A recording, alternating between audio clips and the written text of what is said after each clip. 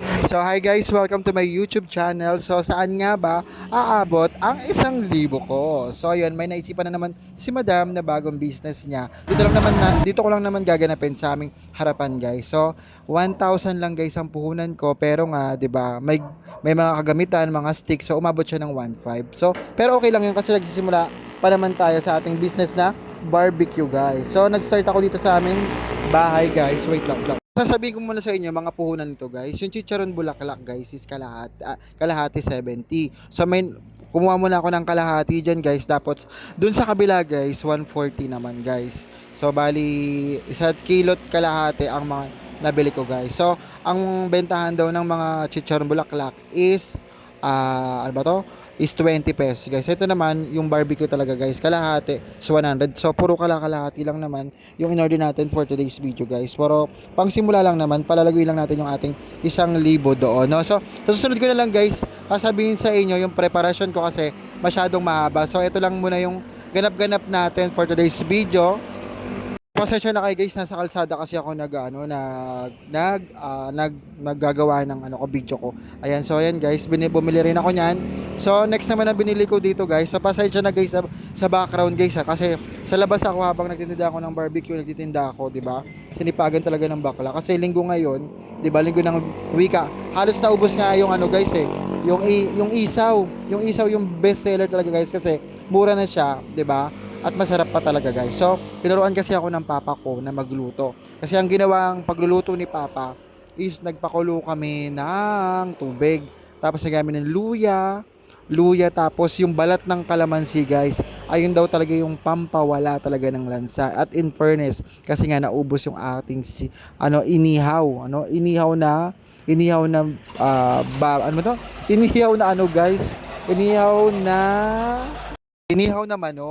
Inihaw na manok, yung isaw ng manok guys. Ano ba yan? Sorry guys ha, kasi haggard ako habang titinda ako guys, nagtutuhog ako.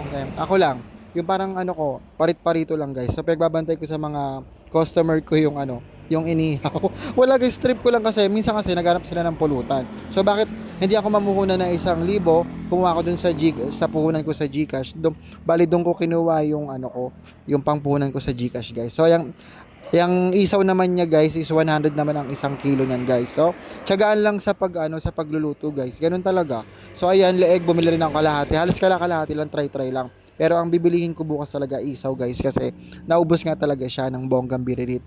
Ayun na, 60 ang kalahati ng leeg naman. So, leeg din, bumili rin ako ng leeg. Ayan. So, all goods yung lasa niya guys kasi yung papa ko gumawa ng suka, no? So papaturo ako sa papa ko. Hindi ko pa mapapakita sa inyo yung costing nito guys kasi nga in-upload ko lang to, update lang sa ating mini business na ihaw-ihaw, 'di ba? Kasi kahit pa paano medyo malaki-laki rin ang tubo dito guys sa business na to. So kumuha rin ako diyan ng guys, yung maskara. Ayun.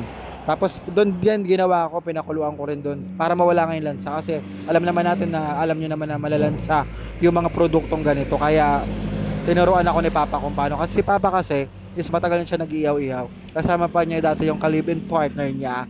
Sumalangit tawa po ang kanyang kaluluwa. Ayun guys. Ayan, nakita niyo si Madam. Tanong-tanong dyan si Madam kasi gusto ko rin maglagay ng hotdog. Yung hotdog naman niya yan guys is, nabili ko yan is 150 pesos. So, sorry guys. Napakaingay dito. Yan. Pasensya na talaga guys ha. Sana naririnig nyo ako. 150 naman yung bossing na yan guys. So, ayan. So, may sukuli pa tayo sa 1,000.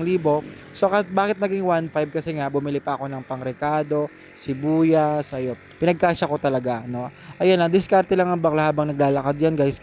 And then, so may natira pa nga guys, nasa 150 pa yung natira, hindi talaga siya 100 plus, 1k plus. So, ayan naman guys is 25 pesos naman binili ko yung stick. Stick talaga ng pang barbecue yung pinano ko. Ayun, kasi 'di ba nga dati ako nagtrabaho sa burger, nag-grill, marunong din man ako mag-barbecue. Ayan, kasi bumili rin ako diyan, yung suka lang na simpleng suka lang din ang binili ko. And then para mas dumami yung yung sauce niya, o 'di ba? Kasi ketchup, bumili rin ako ng ketchup diyan, guys. So, halagang 1k lang, guys. Tingnan natin kung kung anong mangyayari sa business ni Madam Duday na parang bago lang sa atin kasi syempre wala. Natutuwa lang kasi ako. 'Di ba, mahilig din ako magkakakain yan. ganyan-ganyan pagka lumalabas lang naman ako guys. No, hindi naman halos sa araw kasi alam ko masama rin yan sa katawan natin. Lahat naman ng sobra is masama, 'di ba guys? So ayan guys, namimili pa si Madam diyan, bumili rin ako diyan ng kalamansi, sili, ayun ang mga pinagbibili ko dito guys. Kay ate, shout out kay ate na mabait. At ayan na nga guys, naghanap ako ng tricycle. So ayan, yung tricycle guys, sporty na, nagtip tayo ng 10 pesos. Ayun ang mga pinamili ko guys, so 'di ba? Susunod ko na lang sasabihin sa inyo guys yung costing nito guys kasi masyado na akong haggard edit. Tapos ayun na ang finished product. Oh, ganda. Siya muna ang pinagbantay ko, si Pia Guanyo. Nakakaloka guys. Ayan guys, oh 'di ba? Halos naubos talaga yung aking isaw guys na kasi tsaka puti lang yung ginawa ko talaga. Hindi ko nilagyan ng mga kung ano ng food color or whatever. Basta pampalasa. Ayan, para malinis siya tignan. Para sa akin ganun guys. Ayan, oh, hotdog, ganyan lang naman guys. Tsaka maganda paggabi lang kasi wala masyadong langaw. Bye bye guys. Sana ano yung aking business. Bye bye guys. Bye bye. Mwah.